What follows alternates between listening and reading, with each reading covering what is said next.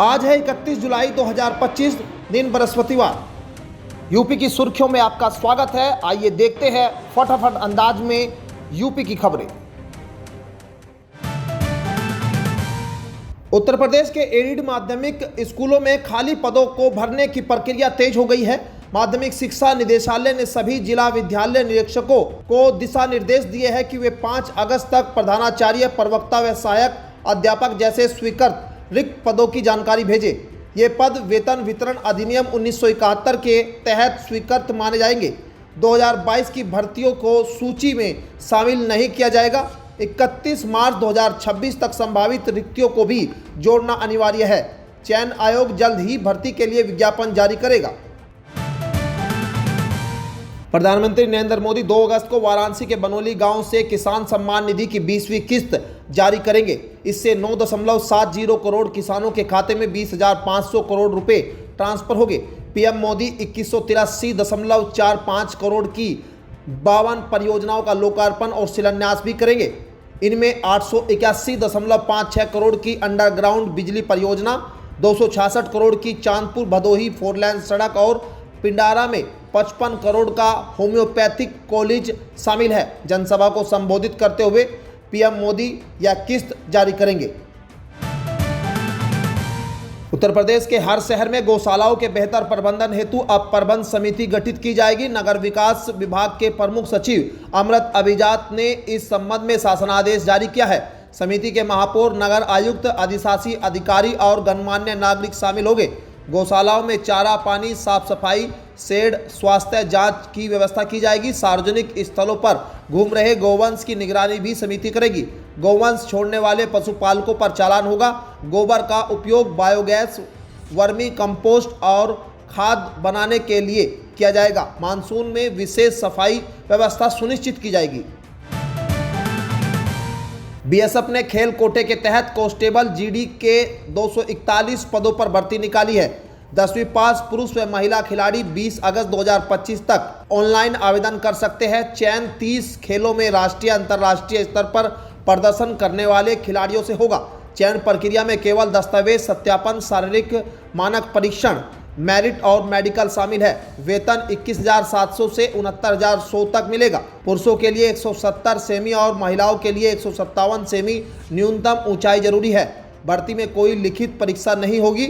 अधिक जानकारी के लिए आधिकारिक नोटिफिकेशन जरूर पढ़ें। अगस्त में बढ़ेगा बिजली बिल, उपभोक्ताओं को देना होगा ज्यादा पैसा। उत्तर प्रदेश के बिजली उपभोक्ता के लिए अच्छी खबर नहीं है। अगस्त में बिजली बिल में 0.24% की वृद्धि की जाएगी, जो ईंधन अधिभार शुल्क के रूप में वसूला जाएगा। मई 2025 का यह शुल्क अब अगस्त में जोड़ा जाएगा, जिससे करीब 22.63 करोड़ रुपए की वसूली होगी।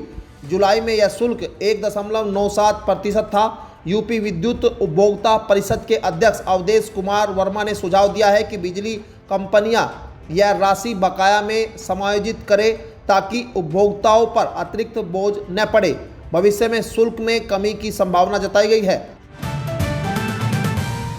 उत्तर प्रदेश के 34 जिलों में आंगनवाड़ी केंद्रों में पंजीकृत 5 वर्ष तक के 50% से अधिक बच्चे छोटे कद के हैं, जो दीर्घकालीन कुपोषण का संकेत है। संसद में महिला एवं बाल विकास राज्य मंत्री सावित्री ठाकुर ने यह जानकारी साझा की। चित्रकूट जिले में 59.58% बच्चे प्रभावित है। पोषण ट्रैकर रिपोर्ट के अनुसार यह स्थिति चिंताजनक है। हालांकि राज्य सरकार के संभव अभियान 4.0 से कुपोषण में कुछ सुधार हुआ है और 7 जुलाई से संभव अभियान 5.0 शुरू किया गया है। सरकार आंगनवाड़ी केंद्रों से बच्चों को पोषण देने के प्रयास कर रही है। उत्तर प्रदेश सरकार की सीएम युवा उद्यमी योजना से युवाओं को जॉब सीकर से जॉब क्रिएटर बनाया जा रहा है। अब तक 68,000 युवाओं को 2751 करोड़ रुपए का ब्याज मुक्त व गारंटी मुक्त ऋण मिल चुका है। योजना के तहत युवाओं को ट्रेनिंग, मार्गदर्शन और 5 लाख का बीमा कवर भी दिया जा रहा है। नए उद्यम शुरू करने पर पहले 1000 दिन तक कोई लाइसेंस बाध्यता नहीं है। ओडीओपी योजना और अंतर्राष्ट्रीय ट्रेड शो जैसे मंचों के जरिए यूपी के उत्पाद लोकल से ग्लोबल की ओर बढ़ रहे हैं, जिससे प्रदेश की अर्थव्यवस्था को मजबूती मिल रही है। उत्तर प्रदेश सरकार अब स्कूलों की सुविधाओं की निगरानी सिर्फ कागजों पर नहीं, ग्राउंड स्तर पर करेंगी। समग्र शिक्षा अभियान के तहत 18 वरिष्ठ शिक्षा अधिकारियों की टीमें सभी मंडलों के 2-2 जिलों में 252 से अधिक स्कूलों का निरीक्षण करेगी। स्कूल भवन, फर्नीचर, डिजिटल लैब, विज्ञान किट, पुस्तकालय, खेल सुविधा, छात्रावास और शिक्षक छात्र उपस्थिति जैसे बिंदुओं की जाँच की जाएगी। पीएम श्री कस्तूरबा गांधी राजकीय सहायक प्राप्त और आंगनबाड़ी केंद्र भी शामिल होंगे।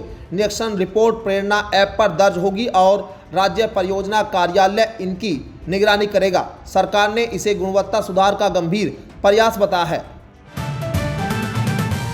उत्तर प्रदेश सरकार ने ओडीओपी उत्पादों को बढ़ावा देने के लिए odopmart.up.gov.in नामक ई-कॉमर्स प्लेटफॉर्म शुरू किया है। अब ग्राहक देश विदेश से सीधे असली बनारसी साड़ी समेत अन्य ओडीओपी उत्पाद मंगा सकते हैं। यह पहल खासकर त्योहारों के दौरान ग्राहकों को ठगी से बचाने और कारीगरों को उचित दाम दिलाने के लिए की गई है। इस प्लेटफॉर्म पर 24 घंटे 7 दिन ऑर्डर, तेज डिलीवरी और विभिन्न ऑफर की सुविधाएं उपलब्ध है। बनारसी साड़ी के अलावा हस्तशिल्प, कृषि धातु, लकड़ी, मिट्टी व कांच के उत्पाद भी जिला स्तर पर सूचीबद्ध है, जिससे स्थानीय कारीगरों को सीधा लाभ मिलेगा। वाराणसी की मुस्लिम महिलाओं ने पीएम मोदी को भेजी राखी, कहा ट्रिपल तलाक से दिलाई मुक्ति, निभाया भाई का फर्ज। वाराणसी में मुस्लिम महिला मंच और अन्य मुस्लिम महिलाओं ने पीएम नरेंद्र मोदी को राखी भेजकर उन्हें बहनों का सच्चा भाई बताया। महिलाओं का कहना है कि मोदी ने ट्रिपल तलाक से मुक्ति दिलाकर उनका सम्मान बढ़ाया है। ऑपरेशन सिंदूर के जरिए बहनों की रक्षा की। राखी के साथ मंगल गीत गाए गए और ढोलक की थाप पर उत्सव मनाया गया। ऑपरेशन सिंदूर थीम पर राखियां तैयार की गई, जिन्हें हिंदू मुस्लिम बहनों ने मिलकर बनाया। मुस्लिम महिला फाउंडेशन ने इसे एकता और भाईचारे का प्रतीक बताया और प्रधानमंत्री के प्रति आभार जताया है। यूपी में पंचायत चुनाव तय समय पर होगा, ओपी राजभर ने किया स्पष्ट। उत्तर प्रदेश में 63 पंचायत चुनाव समय पर ही कराए जाएंगे। पंचायती राज मंत्री ओपी राजभर ने यह स्पष्ट किया है कि चुनाव की तैयारियां जारी रहेगी और इन्हें रोका नहीं जाएगा। ग्राम क्षेत्र और जिला पंचायतों के वार्ड परिसीमन का कार्य चल रहा है और राज्य निर्वाचन आयोग मतदाता सूची का पुनरीक्षण करा रहा है। नगर विकास विभाग के सीमा विस्तार संबंधित सुझाव के बावजूद पंचायती राज विभाग ने चुनाव तैयारियां जारी रखने का निर्णय लिया है।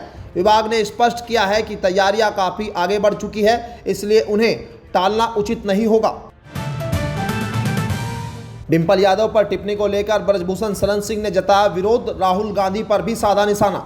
कैसरगंज से पूर्व सांसद ब्रजभूषण शरण सिंह ने सपा सांसद डिंपल यादव पर की गई अभद्र टिप्पणी की कड़ी निंदा की है। उन्होंने कहा कि यह किसी पार्टी का नहीं बल्कि महिलाओं के सम्मान का विषय है। सिंह ने कहा कि किसी भी नागरिक को महिला के प्रति अभद्र भाषा का अधिकार नहीं है। साथ ही उन्होंने राहुल गांधी पर हमला बोलते हुए कहा कि वे अब केवल बीजेपी नहीं बल्कि देश का अपमान कर रहे हैं। सेना और संस्थानों पर सवाल उठाकर वह देश की गरिमा को ठेस पहुंचा रही है।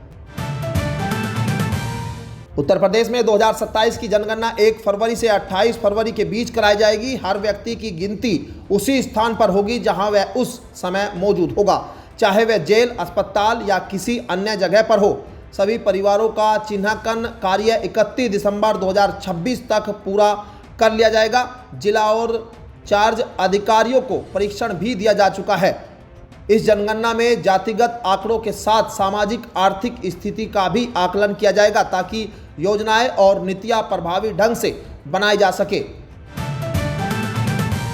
यूपी में बरसात के चलते बिजली विभाग ने लिया बड़ा फैसला। ऊर्जा मंत्री ए.के. शर्मा के निर्देश पर 30 सितंबर तक सभी बिजली कर्मचारियों की छुट्टी रद्द कर दी गई है। मध्यांचल विद्युत वितरण निगम की एमडी रिया केजरीवाल ने आदेश जारी किया। बारिश में फॉल्ट और तारों की टूट फूट की घटनाएं बढ़ जाती है, इसलिए सभी जोनों को अलर्ट पर रखा गया है। किसी भी श्रेणी के कर्मचारी को अवकाश स्वीकृत नहीं होगा। बिजली आपूर्ति सुचारू रखने के लिए तत्काल सुधार कार्य सुनिश्चित करने का निर्देश दिया गया है। उत्तर प्रदेश में मौसम विभाग ने गुरुवार को कई जिलों में भारी बारिश का अलर्ट जारी किया है। बरेली, बांदा, अलीगढ़, हरदोई, कानपुर, चित्रकूट, उन्नाव, कन्नौज, कानपुर देहात, फतेहपुर और बिजनौर में मध्यम से भारी बारिश हो सकती है। साथ ही कुछ क्षेत्रों में आकाशीय बिजली गिरने की भी संभावना जताई गई है। मौसम विभाग ने लोगों से सुरक्षित स्थानों पर रहने और अनावश्यक रूप से बाहर न निकलने की अपील की है। खराब मौसम के मद्देनजर प्रशासन को सतर्क रहने के निर्देश दिए गए हैं। तो ये थी आज की 15 फटाफट खबरें। अगर आपको वीडियो पसंद आया तो वीडियो को लाइक, शेयर व कमेंट जरूर करें। धन्यवाद।